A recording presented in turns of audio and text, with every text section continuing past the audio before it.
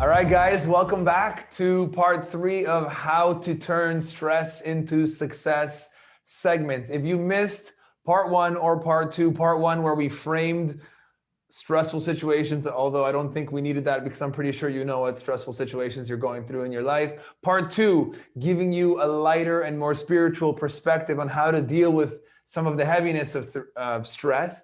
And now, welcome to part 3. If you're here and you watched it in order, congratulations, no stress on your plate. We are here to share with you some awesome tools from Momo, Rachel, and Mike on what they were to do if they were to ever get into a stressful situation and they don't have time to meditate and pause and go back to whatever this class was. We can't do that right when we're going through something stressful. What's the tool? What's the reminder that you guys use to deal with stressful situations? But before we do that, we're going to get to our spiritual rule. Every discussion tonight is about stress. Every discussion is going to have a spiritual rule, and Mike's about to hit us with a deep spiritual rule. Mike, what's the spiritual rule for this stress conversation? Hey, that's what's up. Thank you, David. So basically, I think first for the rule, it's to understand that maybe you don't have control on your life, but you do have control on your happiness. And I think like it breaks down to so many different formulas, but I think that is the main rule to understand. Can you explain that a little deeper? Yeah, can you go into that? Definitely. Like make Okay. it a little bigger for us. That's sure. super deep. Okay, I want to drop the mic on y'all. So basically, it's like, so you don't have control in your life, you have control in your happiness. So maybe it's like, maybe you don't have control in the situation that you're going through. Let's say if someone's bullying you, or if someone, is giving you a hard time, or you just failed the test, or or even the bus is late. You can't control that. Exactly. You can't. There's things that you don't control, but in that situation, what you can do is control the way you react to it, what you do in that moment, and it's very critical what you do in those moments of tough times.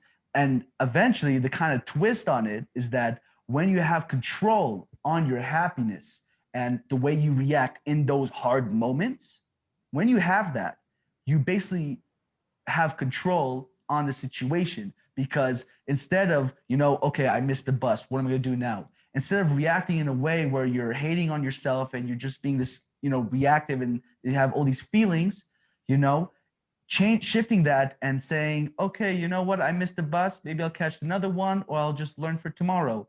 And it's not that bad. I can still get to school, wherever I need to go.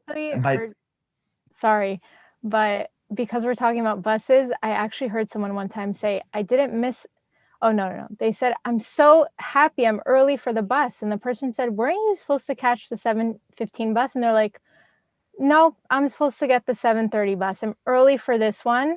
And they were actually late for their first bus, but they turned the perspective around and said, I'm early for the bus that I'm really supposed to get on. Because if they miss it, they're not supposed to be on it, Exactly. And having that vibe, having those thoughts, and anything in life, when you have that, you have control on that situation, and you will only learn from it and grow. And listen, we're supposed to make mistakes. We're supposed to, go through these kind of times, but it's about how you react and what you do in that moment. Love it. Wow. Super powerful. And I think that spiritual rule can help us to navigate some of these difficult, stressful times, right? You can't control the situation. Can you control if your parents know, or what they're going to think about you if you share with them that you had a girlfriend undercover sounds bad, but if you share them that you had if you had a girlfriend hidden for 3 years, you can't really control how they're going to react, but you can control your part of the movie, and if you're going to be happy or literally tiptoeing around your own personal true life for 3 years, right? So we definitely don't control situations, but we do control our smile. We do control our perspective. And that's such a beautiful example Rachel gave. I'm early for the bus, even though we all know that person showed up late, but their perspective was, I'm early for the next bus. Maybe I'll read a book now. Maybe I'll get a message that I need for the day. It's such a powerful. By the way, it just hit me now. I'm like, we're talking about the past mostly, but literally today, in where we are now, there's COVID all over the world, and there's a lot of people who are panicking, freaking out, you know, everything's ending, people are being laid off, etc., so forth, right? Like it looks horrible. And then there's all those people who went, okay, well, what can I do in the meantime? Some people learned to cook. Some people got really into like home workouts. Some people started online businesses, you know, like lives changed, but the people who like took responsibility for it, right, and like changed their perspective, their lives changed for the better.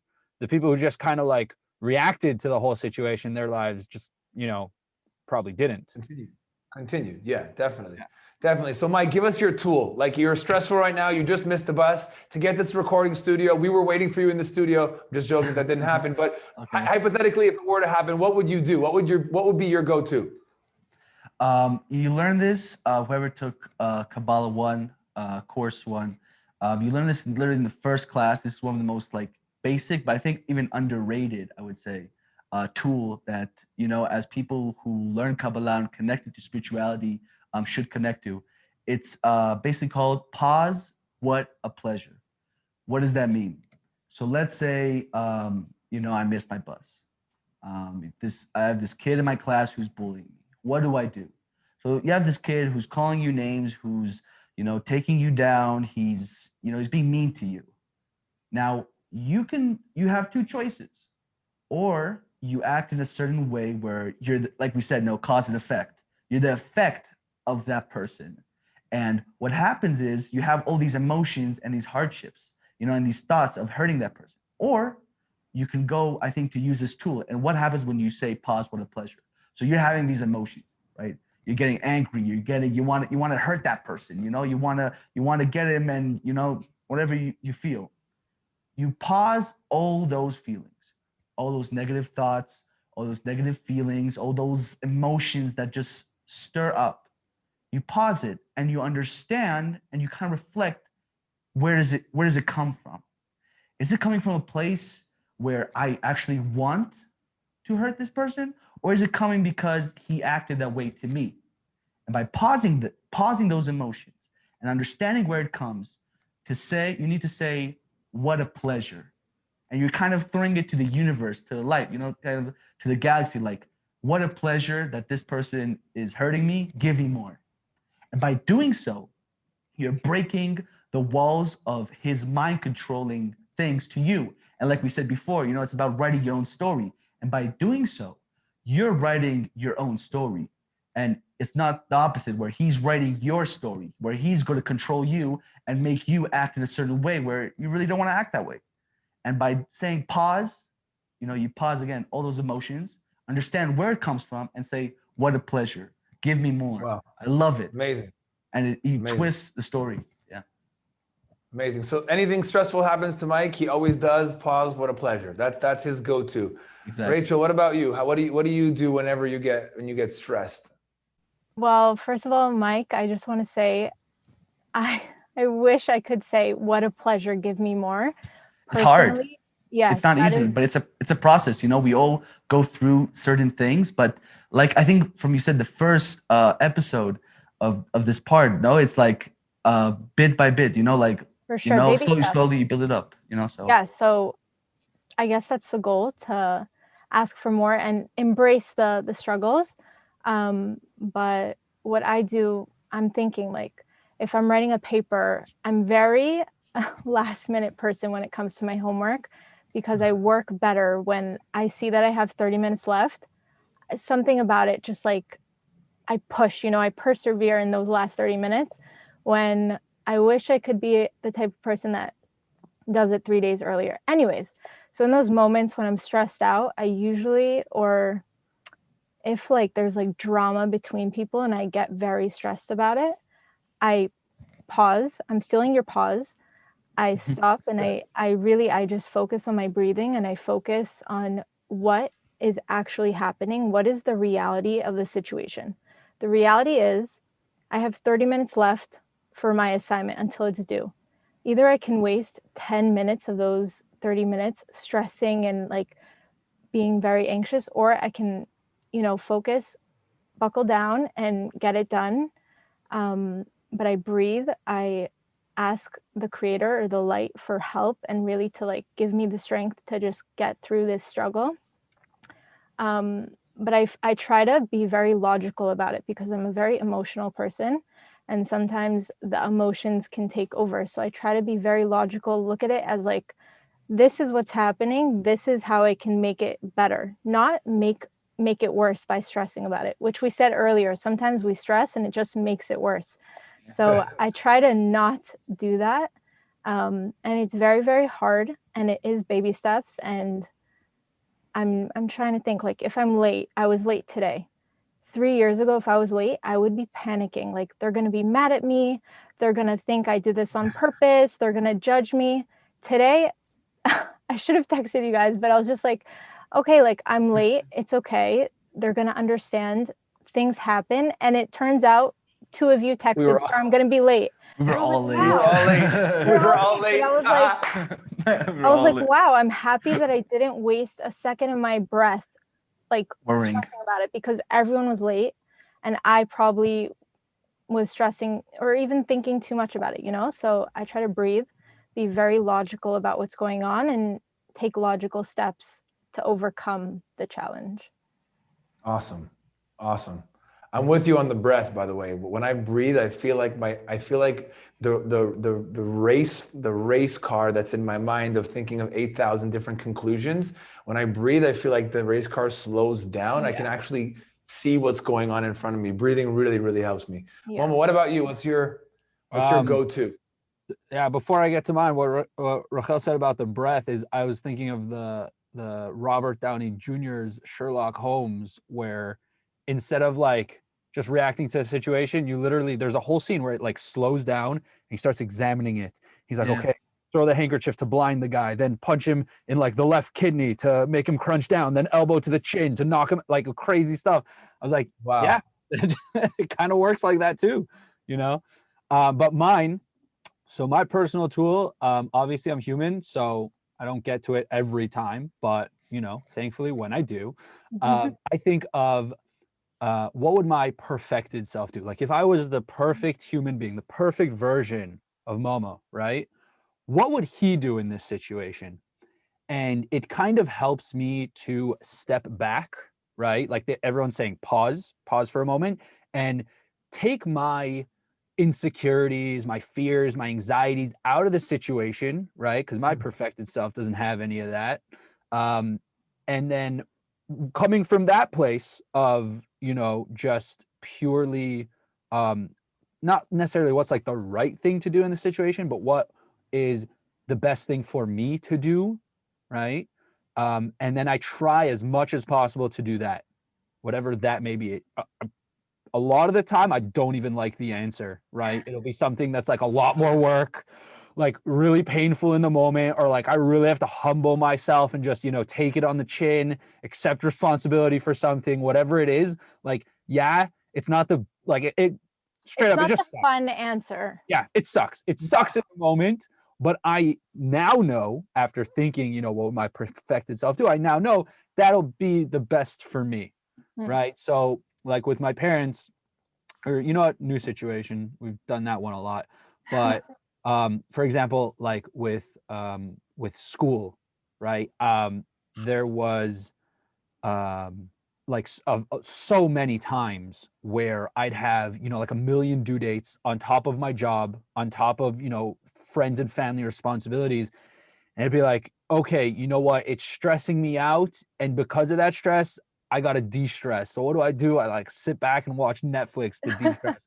That is not helping the situation. That's what most people do. That's what most, right? That's what we do. I'm gonna scroll through TikTok for like 20 minutes. Stress reliever, Netflix. Yeah, it's like 2 hours. Just to de-stress for 10 minutes, I'm gonna scroll through TikTok, and 2 hours later I go, oh my God, what did I do? Right? So in that moment, instead of just kind of running away, I'll go, okay, what would my perfected self do? And my perfected self would probably be doing something like, okay, you know what? Let's take it one step at a time. What's like the easiest thing I could get out of the way? Start there and move up to the harder thing. But at the same time, I'm like, ugh, work. You know, oh, he's gonna make me work. My perfected self is gonna make me do something stressful. It's so annoying. But obviously, by the end of it, should I have done it you know, right, or close to right, I'll have a lot less stress because I'll have done the homework, I'll have dealt with friends, family, whatever responsibility, I'll have gotten my job done, all that. So that's just kind of, you know, what I try to do. It's pause and think, what would my perfected, like, he has no stake in the situation in terms of like fears, insecurities, what are they going to think about me, you know, what's the outcome going to be, etc. Just, you know, my perfected self would probably do the responsible thing, the thing that's more for the other person because they need it in this situation, the you know, sacrifice my ego, right, my, oh, I don't want to look bad in this moment, right, in order to help a friend who really, really needs, you know, me to say something or to be there or to do something for them. And in the long run, I have found personally, 9 times out of 10, it's very obvious the benefit from having done that to have not done that. The 1 out of 10 is the benefit's usually not obvious, but I have a feeling that it'll show up at some point, or it could be in the background. I don't know what the benefit was, but you know, it saved me from whatever, losing a friend or, you know, losing my job. Who knows? Definitely. You know, as you guys were thinking, as you guys were speaking, it's so interesting because you guys kind of, through your different conversations, you created a mantra for me. I was going to share my tool, but I love the combination of all your tools, which is pause, breathe, be the best me. Yeah. This is like something that I just am going to repeat to myself, because it's so interesting how you said pause first, Mike, then Rachel said breathe, and then you said be my best self, right? So for me, if I could pause, that's fantastic, because when you're stressed, pausing is really important. If I could get to step 2, which is breathing, which I think is harder than pausing. Pausing is like, we can build that in. Breathing is harder, but it will add an additional benefit. And then at the last step, kind of be the best me, that for sure is going to take us out of our stress, snap us right into our success. But it is hard, like Momo said. It's not like the natural thing to do. It's usually the one that's saying, confront the bully and invite him on the ride with you. It's usually the one saying, tell my parents about something that I've been hiding. It's usually, you know what, figuring out how to get out of this situation. But if you can go through those 3 steps, I think the combination of all 3 of yours is fantastic. Pause, breathe, be the best me. And if you can do 1, 2, or 3, I do believe strongly, as everybody's nodding with me, I do believe it will shift you out of that stress and into the next level of success. So guys, you guys are really rock stars. Thank you so much for all your tips. That was fire, really fire. Thank you for putting them together, because I didn't even think about it like that. I was like, yeah, 3 I was mind blown. You know, and then you're like, wait a sec, they're puzzle pieces and they fit in a row. And I was like, oh my God, they are puzzle pieces. Fantastic. It was fantastic. So we want to thank you all so much for joining us for this episode of Stress to Success. We hope you join us for future episodes. Watch some of the other conversations that we're having, tackling some big issues, hopefully bringing some light spiritual energy to them and giving you the tools that you need to succeed. So again, once again, thank you to Mike, Rachel, and Momo that joined us today, and we'll see you in some of our future segments. Thank you, guys. Thank you.